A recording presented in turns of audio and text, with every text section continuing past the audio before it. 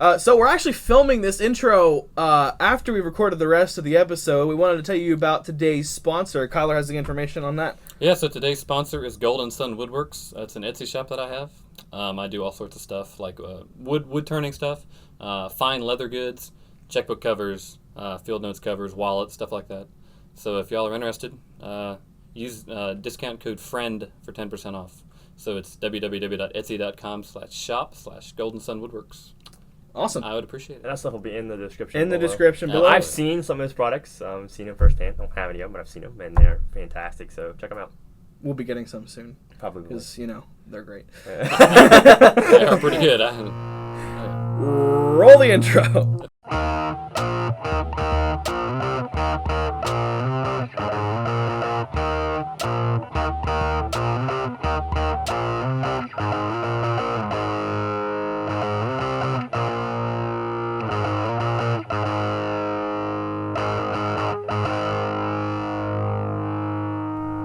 Hello, ladies and gentlemen, and welcome to The Subject Matter. I'm your host, Stephen Jenkins, here with your co-host, Mr. Jonathan Dayton, and special guest, Mr. Kyler Carl.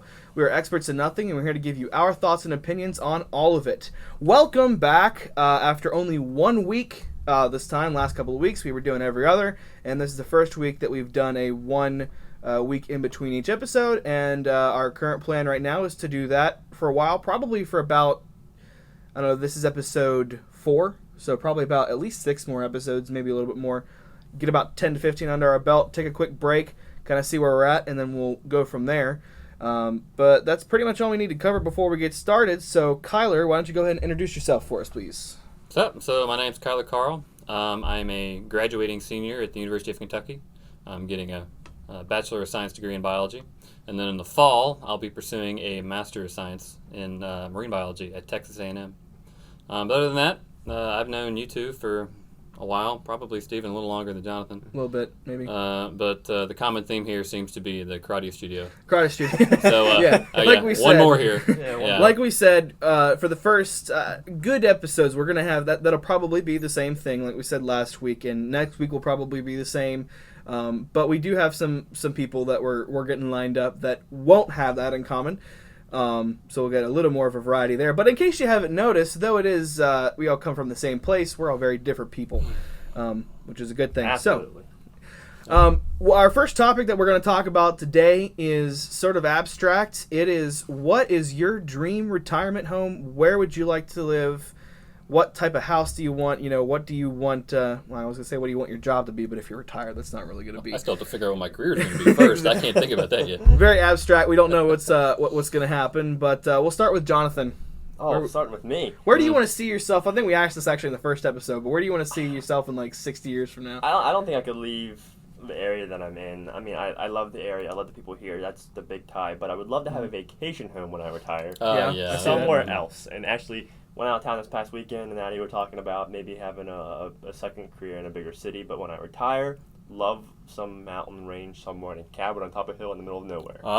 With mountains. a stream and some hunting area. Okay. And surrounded by Definitely no one. fishing. Yeah. That surprises me, actually, because I was expecting your answer to be similar to what I know his answer is going to be.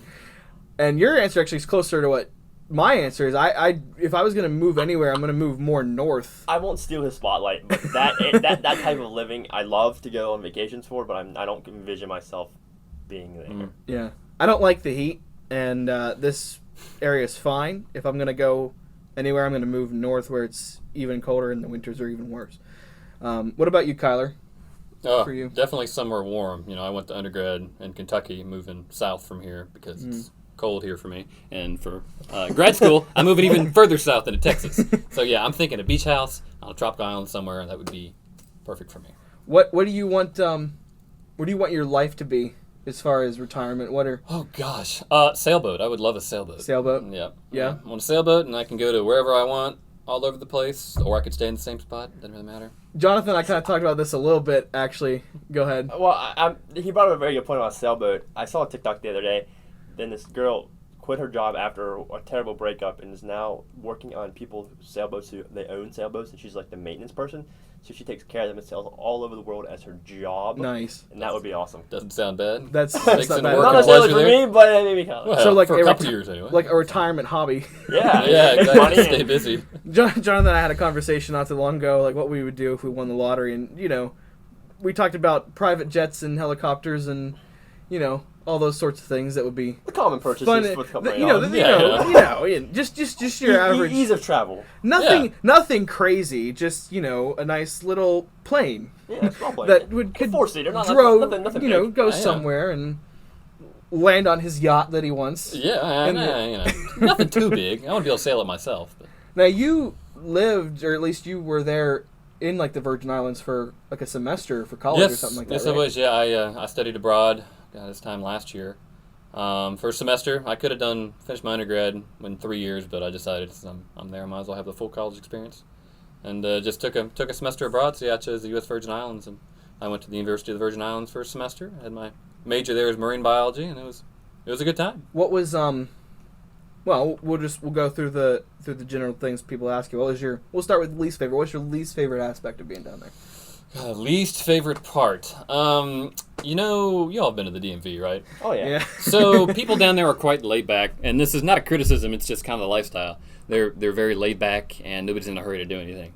Sure. So trying to go to the post office or the store or anything, you just got to take your time, which is great for like the first week or month. Mm-hmm. But after a while, if you need to get something done, it can kind of get on your nerves a little bit. Take a little. You have any stories regarding that, or just? Well, yeah, just in mailing general? my stuff back. It took me 4 hours at the post office. Wow. For like, I had a couple boxes, but I was there for 4 hours. That's crazy. So, yeah, all right, everybody's very nice. What's something that you find it's kind of like a mixed opinion for people? Like, so something that you either like or dislike, and most people don't feel that way, like disagree with you. Does that make sense? Yeah, probably just being out in the sun all day. Yeah, I know, can especially see you. that. Yeah. Yeah, I mean, I was down there. I was so happy being outside all the time. It's so warm, just sweating all the time, like, and the humidity. That doesn't bother me. That makes me feel alive. That makes me feel good. So yeah, it was great. I was just happy to step out my door, and didn't have air conditioning down there. My dorm was an old naval barracks down there, so no air conditioning. Got to like 87 every night. It was a good time. We'll just say perspire sitting Yes. here. Oh, yes. So we actually walked into the studio today, and he was saying it was a little cold, and I was like, no, this is perfect. We're going to leave it exactly how it is. What was your favorite aspect of being down there? Or was it just the heat in general? I get the heat anywhere. No, it was just the water was so clear. It was being somewhere where I've never been before. And it was experiencing a different culture because, I mean, I kind of understand the culture of Appalachia here. Mm-hmm. I get that. And down south a little bit, but that was, something totally different. And just meeting new people, and even all the people who I was down there with who were other exchange students. And just being somewhere where it was just so beautiful. Every morning I wake up and I'd be like, I can't believe I'm here. I'm on vacation. It was fantastic. Yeah.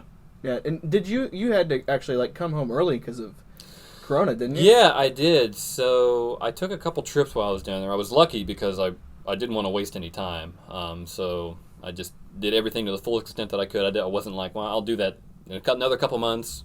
I just tried to do everything now. So I took a trip to St. Croix down there and was the first person in America to see the sunrise on one day. Nice. Which was pretty awesome. That's the easternmost point in the U.S. So that was fun.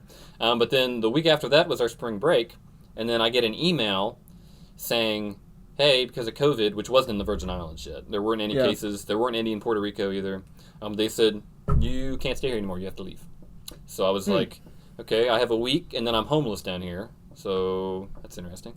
So that was a little strange, but got out just in time. The day I was flying out, they had started canceling a bunch of flights. A couple days before we had our first confirmed case in St. Thomas, which is where I was.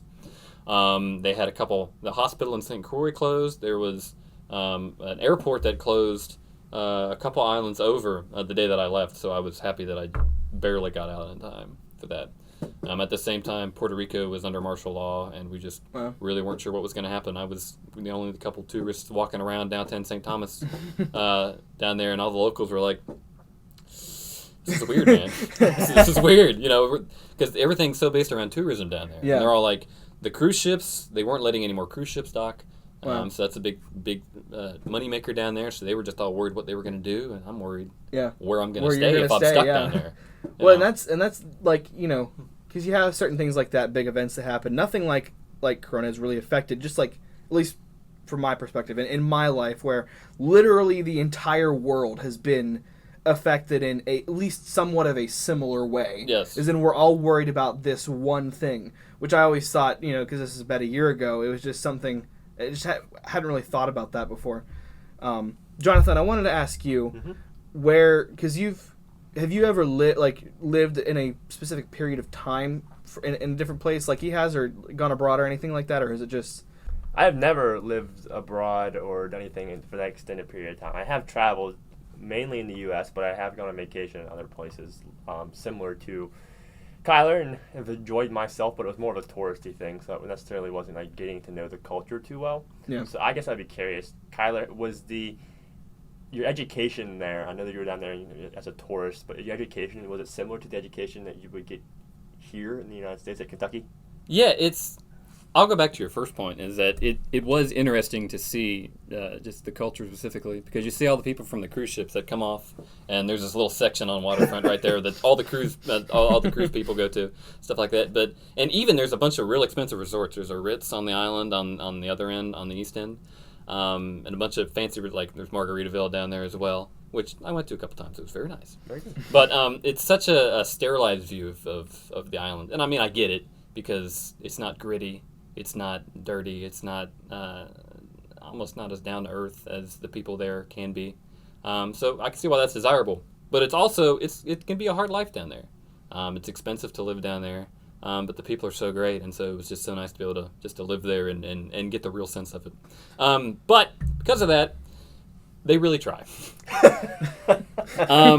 Yeah, the thing is that I'm not gonna badmouth the University of the Virgin Islands too much, but UVI isn't managed the best. They have some great instructors. They have some great teachers. Two of my professors wrote me letters of recommendation to Texas A&M.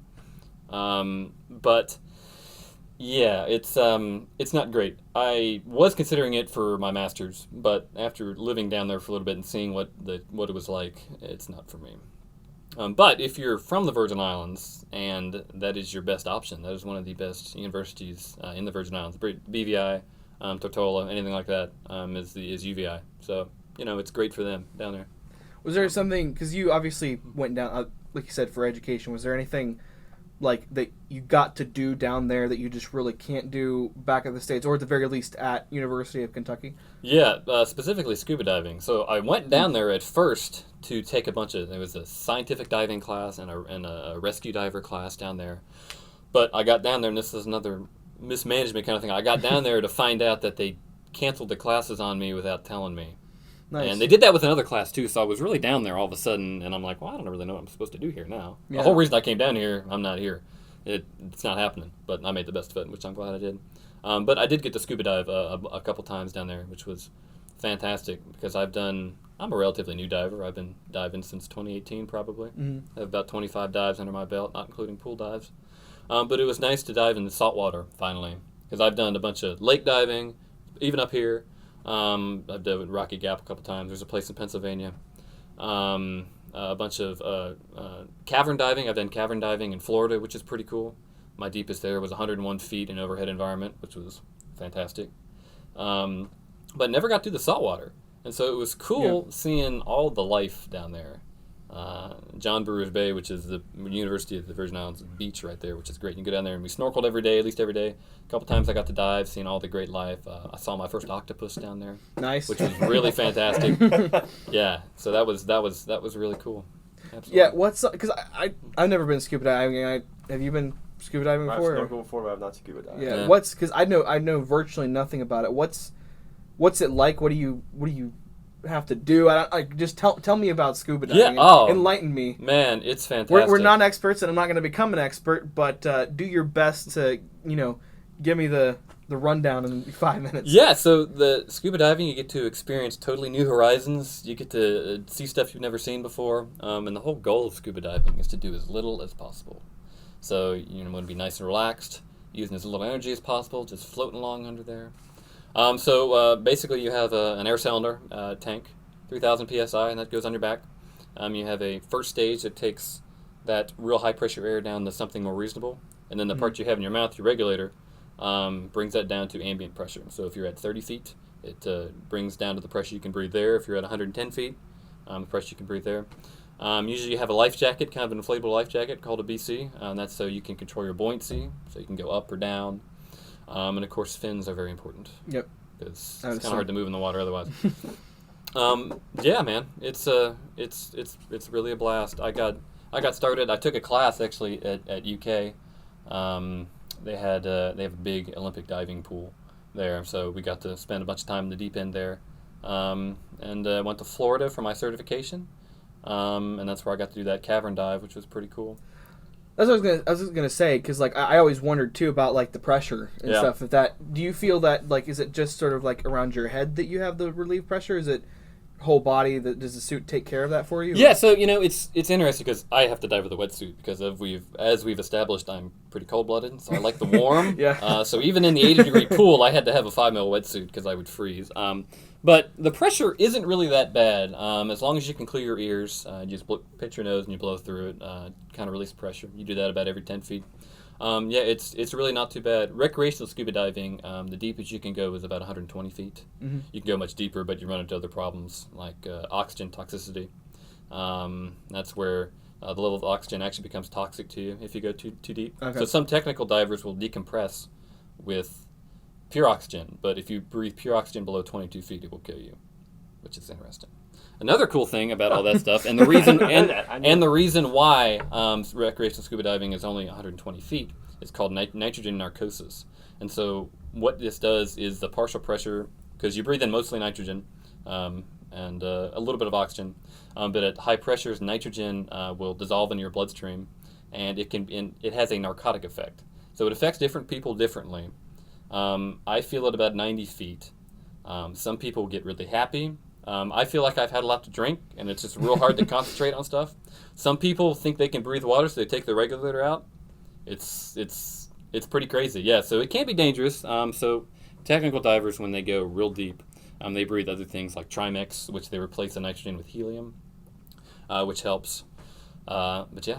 Have you ever been in a situation where you just get panicked, or you feel like you're gonna make a mistake, or? You know, it's funny because when I first started, I have some anxiety here and there, and so I thought that I would have a panic attack underwater with taking the masks on and off and water going up your nose and not if your regulator breathes away, get a lot of water in there. I thought that would kind of freak me out. But the best part about scuba diving, other than not having to do a lot, is you're really only focused on the now. So you can't worry about the exams you have. You can't worry about anything going on at home. You can't worry about what you're going to eat later. It's just real peaceful and real freeing because all you're worried about is your next breath and what you're doing right now. Cool. So it's pretty fantastic. So is the octopus the coolest thing you've seen down there? Or? Yeah, in the Virgin Islands, the octopus was pretty cool. I saw that scuba diving. My scariest encounter was we were snorkeling off of Trunk Key off of St. John and swimming along this little island, which was great. And then out of the corner of my eye, after we get to the end of the island, kind of in about 40 feet of water, I see this shiny shape. And it's a barracuda. Larger than I am, 7 feet long, pretty thick. And he got this big eyeball right here, and he just swims on by. And as he does that, I cover up my watch, and I was wearing a necklace like that. Because barracuda usually don't attack people. Just look it up later. Just because these fish have some big teeth. It's pretty freaky. Well, we'll throw a picture up. Yeah. Now. Exactly. On the screen. If you're listening audio, you can go to YouTube and see it there if you want to. Yeah, so they don't usually attack humans, but they attack bait fish. So anything shiny, like a watch or necklace, they'll go for that, and you'll kind of the afterthought there. So that was pretty cool. Seeing that, I got a little tiny bit of video of them, which was cool. But it's a lot of fun down there. That's cool. Is there any? Well, ask Jonathan. Is there any? Have you ever obviously scuba diving? Is there any like activity like that you've kind of always wanted to do but just never have? Yeah, there's a lot of activities that I've kind of wanted to try that's similar to scuba diving. I have not scuba dived before. I have snorkeled, but I understand the SCBA portion of it, the breathing apparatus. It's similar, yeah. Running into fires, we wear the same thing, same principle, a little bit different system. So I understand like going under, and you said that you thought you would be claustrophobic because of anxiety when you scuba dive. fire is kind of the same thing. You run into fire, you don't think you're gonna like it because it's you're in confined spaces with smoke and heat on your head, and it burns your face. Right.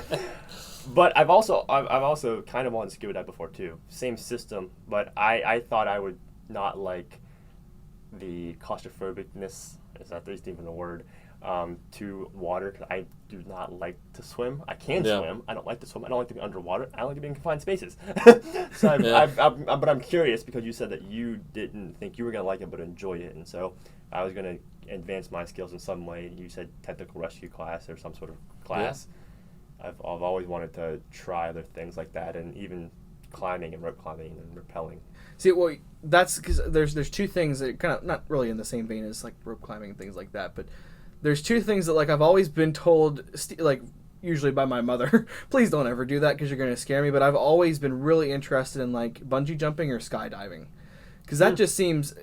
I'm not saying that that's the same at all as. See, I'm not an adrenaline scuba junkie. diving, but I don't like roller coasters. I would. See, I like roller coasters. There's something about that, like where you just you get up to that point where your adrenaline, your fear is at just a maximum height. And some people get to the point where it's like your adrenaline and your fear is there, but also your excitement is there. Usually, I don't have any excitement right before the moment. And I've never been skydiving, but I've had things like this before where it's like you're really scared about doing something, and then as soon as it starts, you just go, and it's just almost kind of like what you said, like almost peaceful. Yeah. As you're doing it. I mean, I don't know, this isn't equivalent at all, but I just kind of think about it like driving a car for the first time. When you first get behind the wheel, you're just like, you step on the gas and you pull out on the road and you swerve a little bit, and then you're going and you're doing it.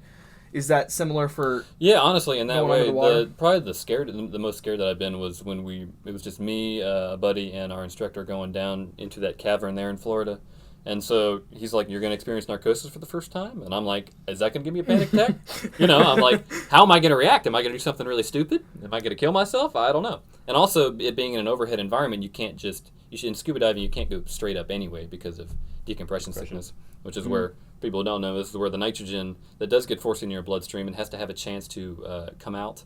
It's like your blood is carbonated with nitrogen instead, and instead of just opening all at once, you got to let it come out gradually. Okay. So that was probably the most scared that I've been. And also, it was dark. So first time using a light to see. We had to follow a rope all the way down, and the cavern is about 6 feet across. Oh, wow. Yeah, so it's not like it's a big room. It's like I could touch both the floor and the ceiling at the same time. Wow. Yeah, but going back to that point, that was probably the most scared that I've been. But once we finally got in there, and all I can do is what I've been trained to do and what I have to do to get out. Yeah. Oh, it's a blast. Yeah, that's absolutely. interesting because we were just, I can't imagine that being underwater in that claustrophobic setting, because I was in Israel like 2 years ago, and there was this tunnel that was probably about that size, maybe even a little bit smaller actually, and it had like water on the bottom, so we were kind of like wading through it, and it was only about like a mile long, but you were with a group, so there was a ton of people in multiple groups, so a ton of people in front of you, a ton of people behind you. You were like right there, and you had to like just go and walk through it, and the size kind of varied, so it'd be like this, but then it would shrink down to the point where you had to like kneel to get through. And that was like, it's like mining, like coal mining. Yeah. I've never had a panic attack before, but I thought if this is gonna happen, it might be right now. I'm not ready for it. See, and I'm the same way. And to your point, before I scuba dove, I couldn't like dive down to the bottom of the pool. Like I didn't like that. I hated being in the deep end. Like I never did that at all. But to that point, when you can fly underwater, it's so much easier. I mean, it might only be 6 feet, but when you can think, I'm going to be a foot off the ground, or I can be a foot off the ceiling just by thinking, pretty much. Yeah, that's true. I mean, it doesn't matter. Because I thought I would be the same way. Yeah. Because I'm not really a fan of spelunking, going into caves, and, restrictions like that, those kind of freak me out. But under there, it didn't bother me. That's cool. Yeah. All right, well, we're going to wrap up with a segment that we didn't do last week, mainly because that episode definitely went off the rails, and I am to blame for the improv section, but if that wasn't, hilarious, then you can leave it in the comment section. So we're going to end off with our final segment that we had done a couple weeks ago, which is what are you loving right now? So, Jonathan. Oh, me. What are you loving right now? And I'm gonna make a blanket statement. You can't just say the podcast because we're all gonna say that. The weather, Steven. I'm enjoying the weather. It's 70 degrees outside. I'm wearing shorts and a short sleeve shirt, which is probably the first time I put shorts on besides going to bed in shorts, of course, this entire year. So, but I did hear that it's supposed to rain the rest of the week, like Wednesday through Friday. Rain is better than snow. Yeah, so I can handle that, I guess. But I'm enjoying the weather, and I'm knowing some new things that I'll probably mention on the podcast at some point, or if not, my social medias will definitely have them. So I'm excited about them, but can't quite say them quite yet. Just, nothing exciting, nothing too exciting, just random things. You don't sell it short. We don't know what it is. In the life of Jonathan. In the life of Jonathan. What about you, Kyler? What are you loving right now? Oh gosh, I think the most thing I'm loving right now is the book that I've been reading. It's called The Man-Eaters of Savo. So it's about this one dude who worked in Africa in the 1800s on the railway down there. I think this was in Uganda. And there was these two lions that were just eating all of his workers. And so it was just the story of him sitting out in the lone every night and going and just trying to bag these couple lions just to help protect all his workers. That's cool. What was it called again? It's called The Man-Eaters of Savo. The lion skins are in the Field Museum of Chicago, and they just did a genetic study on the hair because there's certain molecules, I guess, that are in humans that wouldn't be in their normal diet. And so they could tell that their last many meals were humans. So they determined one ate like 24 people and the other ate like 11 people just from the genetic analysis. Wow, that's interesting. That's cool. That's interesting. That's interesting. Yeah. Cool idea. Yeah. So this is this dude's first-hand account from that. Awesome. From the 1907. That's interesting. So I might because I like reading books, but I generally do like the audiobooks. Yeah. I'm going to do it just because I like to listen to something. Which Audible is not a sponsor, but if Audible wanted to sponsor the episode or any other future episodes, that'd be great. You're probably not going to see this, but there's that. What am I loving right now? Honestly, just I'm transitioning out of kind of my old schedule with my old job. I'm still working at my previous job, but I'm kind of moving in. I just got hired at a new place in downtown Cumberland. Start with them next week. Kind of got my schedule figured out, which I'm excited about. And I'm also really loving the fact that I will be done with school in a month. And you as well, right? right? I'm loving that as well. Yeah, we both graduate here in about a month. And then I'm actually done with school completely. You're going to go to Texas A&M grad Masters school, right? Marine biology. So you'll have more of it, and I'll be done, which I'm not complaining. But that's what I'm loving right now. You guys have anything else to add? Anything else you want to let the people know before we sign off? Oh, yeah. If you probably have seen already, but the contest on Facebook, drawing's going to be tonight, but you'll see this after the fact, so it really won't matter to you. But we'll continue to do games like that on our Facebook and on our social media as we continue the podcast. Just bringing some engagement and some fun into the social media world. So check those out. Sure. Yeah, keep an eye on those. And we will see you all next time. Don't forget to like, comment, subscribe, or completely forget and do it next time. You all have a good night, and we'll see you later.